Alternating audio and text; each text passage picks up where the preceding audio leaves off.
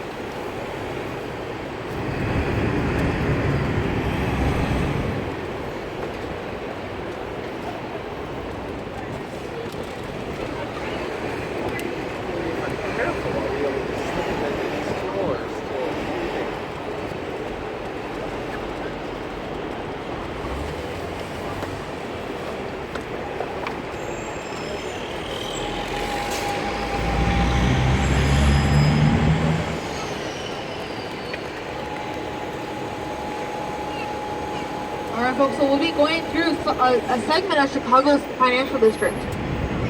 So although this is not the main concentration of the financial district, the rest of it being over by stop number 3, the Willis Tower, there's still plenty to do, plenty to see. And we'll be edging our way down to stop number 4, which is the Palmer House, and also the best place for Millennium Park.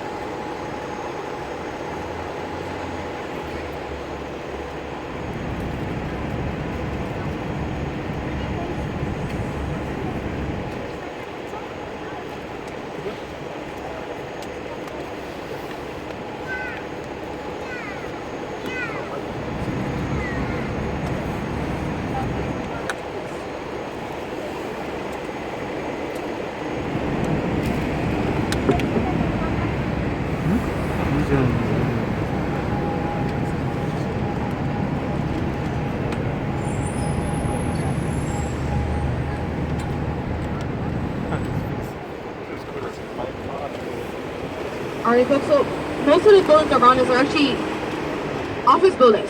Most of them being built in the 1970s and earlier, later.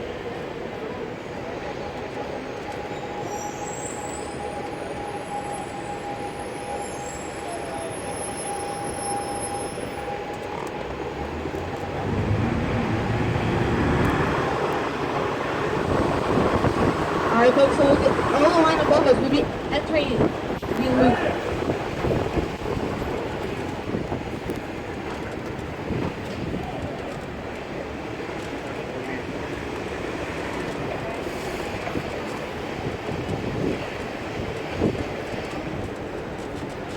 Alright folks, so right now we're crossing LaSalle Street.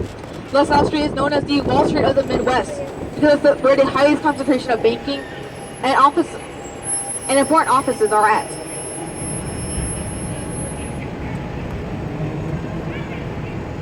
To your left you'll find City Hall. So City Hall is where the bulk of our political decisions are made at. It's also where one of the offices of the mayor is at. Also the people in charge of our Chicago School District and more will all be here at the City Hall.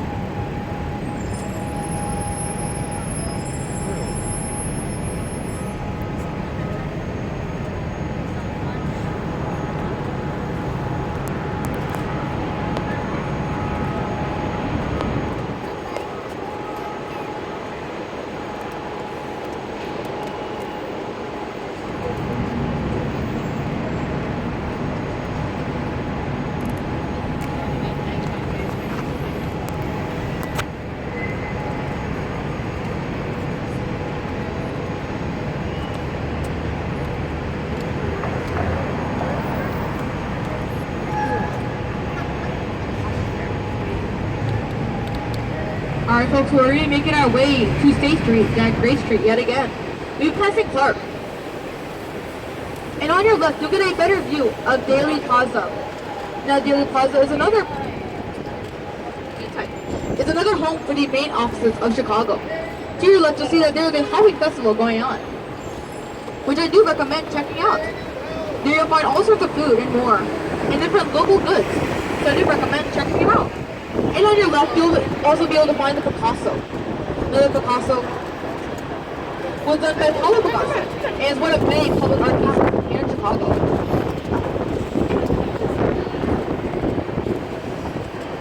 Alright folks, so we're back by State Street. And actually, if you look to your right, you'll find a beautiful bi-colored building. A dark brown bottom and yellowish top. There's actually Hotel Burnham, also known as the Reliance Building. The Reliance Building was created in 1891.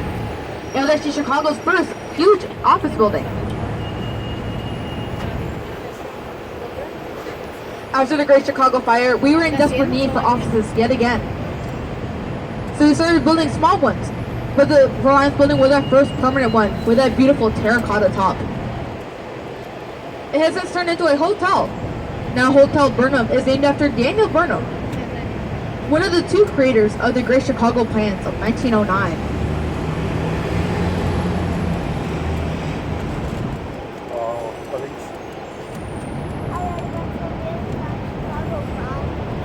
Alright folks, so on your left, you'll be able to get a better view of Marshall Fields. Now the Marshall Fields Company, like I said earlier, was a prominent company here in Chicago. And if you're a fan of window shopping, they actually created the idea of window shopping. Alright folks, so on your left and right, you'll find Wabash Avenue. This segment of Wabash is known as Jewelers Row, which is where the highest concentration of jewelers is at Chicago. Also on your left, you'll be able to find the beautiful Cultural Center. Now, after the Great Chicago Fire, everything was in ruins, and people from all over the world were wanting to help Chicago rebuild its city. One of those people was Queen Victoria of England. Queen Victoria donated over 8,000 books to Chicago, thinking that our library had been burned down. But the reality was, we never had a library to begin with. So we had to build one, and that's what the Cultural Center is. Although the Cultural Center is no longer a library, it is a great place to learn about Chicago history, see the world's largest Tiffany glass dome, and more. And all for completely free. So why not check it out? Just a couple blocks away from our stop number 4.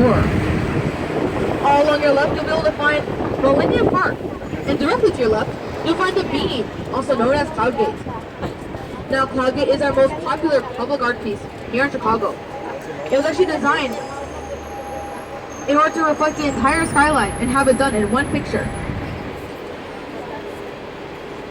But the Bean is not the only public art piece here in Chicago. Millennium Park is actually home to an art garden. Now, an art garden is we have a huge collection of different public art pieces in one area. And actually directly to your left right now, you'll see crown fountains. The crown fountains are two giant rectangular fountains, each with a face that looks at each other all day. And about every 15 minutes or so, it spits out water to the people below. If you didn't know that, you'd be in for quite a splashing surprise. Alright folks, so we'll be coming up to stop number 4, which is Palmer House, and also the best place to get off from Millennium Park. Will anybody be getting off for stop 4? Alright folks, thank you again for riding with us, and have a great time. People coming down.